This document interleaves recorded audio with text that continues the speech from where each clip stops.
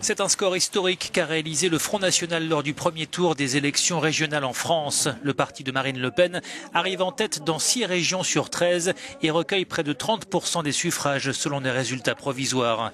La leader du FN a obtenu plus de 40% des voix dans sa région Nord-Pas-de-Calais-Picardie. Idem pour sa nièce Marion Maréchal Le Pen en Provence-Alpes-Côte d'Azur. Le parti frontiste jubile. Ce vote confirme ce que les précédents scrutins avaient annoncé, mais que les observateurs officiels ne voulaient pas encore admettre. Le mouvement national est désormais sans conteste le premier parti de France, alors qu'il est, rappelons-le, à peine représenté au Parlement.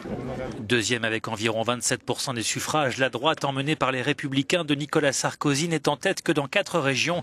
L'ancien président a donné la consigne pour le second tour. Il n'y aura ni fusion avec la gauche, ni retrait de liste face au FN.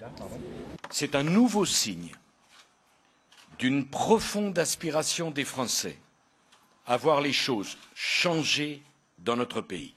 Il nous faut entendre et comprendre l'exaspération profonde des Français.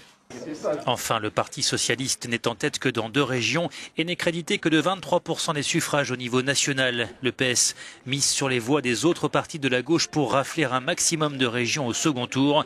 Le porte-parole du gouvernement se veut optimiste. J'ai regardé aussi l'ensemble des résultats consolidés, ce qui fait le rapport de force entre la gauche, la droite et l'extrême droite. Si je regarde ces rapports de force, le total de la gauche doit dépasser les 36% et fait le premier parti de France. Outre le score historique du Front National, c'est le taux d'abstention qui marque les esprits puisqu'il atteint 49%. Le second tour des régionales aura lieu dimanche prochain.